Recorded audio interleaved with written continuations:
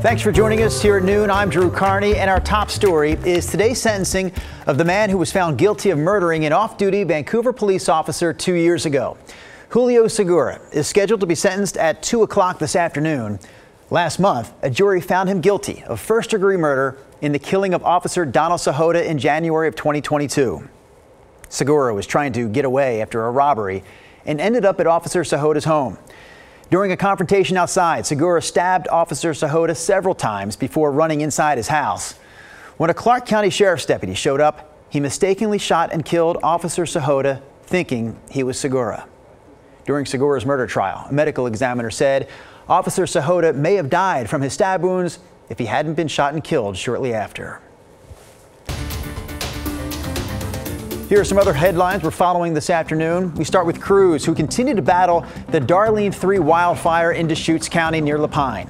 An update 2 hours ago showed the fire has burned nearly 3,900 acres and is 30% contained. More than 1,000 people have been ordered to evacuate, and more than 2,500 others are under level 2 orders, meaning be ready to go. Central Oregon Fire says this wildfire has already impacted some private property as well as local cell towers. Portland police are looking for the people responsible for a shooting in North Portland more than 24 hours ago that left one man dead. Police say it happened around 5:30 yesterday morning on North Atlantic Avenue near Lombard Street. KGW spoke with neighbors who told us they heard about 6 to 8 gunshots. One neighbor saying they saw 3 people running away after the shooting. There's still no word, though, on any arrests or any suspects. The head football coach at Westview High School in the Beaverton School District resigned after he was accused of slapping and shaking students awake during an off-site summer sports camp. Jamal Jones stepped down after leading the Westview Wildcats for the past year. Jones, who's also a Hillsborough police officer, hasn't been charged with any crimes at this point, but he is on leave while those accusations are investigated. All right, with that, we're going to take a break from our local headlines for a quick look outside. It is a cloudy day here in downtown Portland. Rod Hill, you talked about clouds showing up all day. Obviously, that's all coming to fruition at this point. Yeah, you know what, Drew? The showers are being persistent. I mean, they're hanging on. It's been nothing but light showers.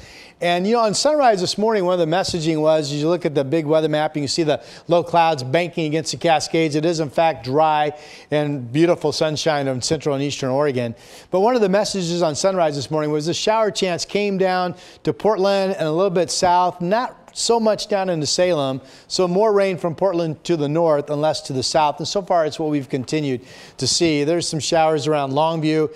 Stories had their share of rain this morning, but the coast is actually starting to clear out right now. This is Cannon Beach. Look at this. Different than Portland, right? Beautiful sunshine at noon, and it's very possible that the beach in many areas is in fact finished with the rain today. It's 60 in Cannon Beach right now. Here's our Rose City camera. Low clouds over Portland.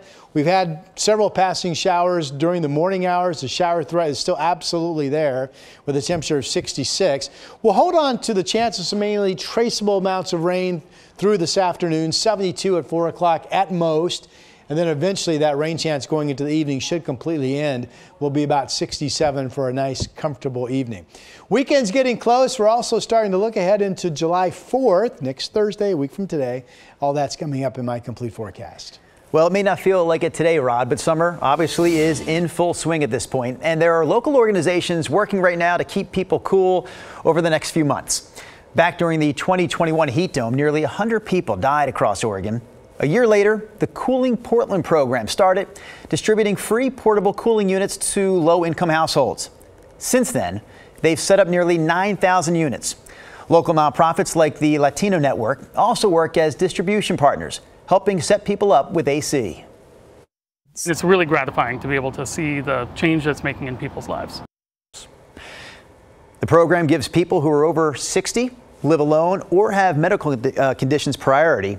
The Oregon Health Authority is also running a program for Medicaid members who are 65 and older or have conditions that are made worse by smoke or heat. If you or someone you know is looking for a free AC unit, you can call 311 or check out the online version of this story at KGW.com.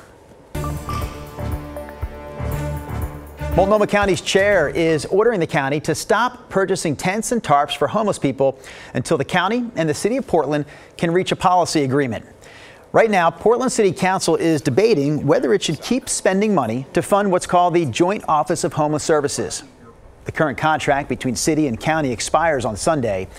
Some Portland commissioners don't want city money used to buy tents and tarps, only to spend millions more to remove them. The new contract on the table calls for the city to send the county about $30 million a year for the next 3 years to address homelessness. I'm very appreciative of this step forward from them and really helping us clean up the city. I'm not surprised by the timing at all in that respect, but the good news is it helped accelerate a conversation that had been dragging on for a bit. That was Portland City Commissioner Rene Gonzalez. He and other commissioners debated yesterday on who will ultimately decide what the city money is spent on. That meeting lasted about 2 hours and ended with the mayor pushing the issue to a third reading and potential vote next week. We're also tracking a major Supreme Court ruling on homelessness that could come down either today or tomorrow. It's over a case out of Southern Oregon and will impact cities all across the country. It all started after the city of Grants Pass started handing out fines for camping or sleeping in public places. A group of homeless people then sued the city, saying the fines violated constitutional protections against cruel and unusual punishment. According to legal experts, the Supreme Court is expected to rule with the city of Grants Pass. A North Portland building that was once a drugstore, then an eyesore, is now just weeks away from housing more than 100 people. The Arbor Lodge shelter is the latest effort funded by a measure that voters passed back in 2020. Both the city of Portland and Multnomah County hope this brings them closer to their goal of adding more than 1,000 shelter beds by the end of next year. KGW's Catherine Cook gives us a look inside. It's a ribbon cutting that felt more like a finish line. The building behind these community members was once a Rite Aid pharmacy here on North Lombard in Denver. Now it's the Arbor Lodge shelter. In a matter of weeks, the newly renovated site will reopen with room for 106 people experiencing homelessness. Kind of takes my breath away for a sec. Daniel Havanas is CEO of Do Good Multnomah, the nonprofit operating the shelter. He's hopeful for those who will soon call this place home. We're trying to shoot for 90 days that folks can stay here and then go on to the next phase of their housing. Hopefully it's permanent housing at that point, but success looks different for many different folks. Multnomah County bought the building in 2020 for $2.7 million using federal COVID funds. The space started out as a COVID vaccine clinic. Then it turned into a winter shelter, a wide open space with cots. Last year, the building closed for a $9 million renovation. More than half of those costs covered by state shelter expansion legislation. Each bed features a charging port and light. There are also bathrooms, a kitchen, and access to wraparound services. Sean Rotbergs will serve as program manager. We're hoping to instill lifelong skills into folks that come through our doors, helping them learn how to sustainably cook for themselves, methods of safe ways of cooking. They're offered just the same as any of our other programs, a place where a case manager will meet with them, meet their individual needs. Organizers say none of it would be possible without community support. Now it's time for us to say, no more, not in my backyard. It's time for us to say, let's put it in our neighborhood. This is much, much needed. From Terrence Moses with the Kenton Neighborhood Association to Peggy Shannon. I live 2.5 blocks from here on Concord Avenue. They're all invested, they're all hopeful, and they all want their new neighbors to know. We want to welcome the people that are going to live here and have them really be part of our community. In North Portland, Catherine Cook, KGW News. Well, we're less than an hour away at this point from round 2 of the NBA draft. Last night during the first round, the Trailblazers selected that guy right there, Donovan Clingan, with the 7th overall draft pick. He's 7 feet 2 inches tall, a 2-time national champion from the University of Connecticut. Round 2 starts here at 1 o'clock. Also happening tonight, President Biden and former President Trump will take center stage. The first presidential debate of the 2024 election season is set to make history, with a sitting president facing off against a former president for the very first time. The debate that is starts at 6 o'clock. on CNN or right here on KGW in the CNN studios in Atlanta. We will have live coverage. Let me repeat, we will cover it live for you right here on KGW starting at 6 o'clock.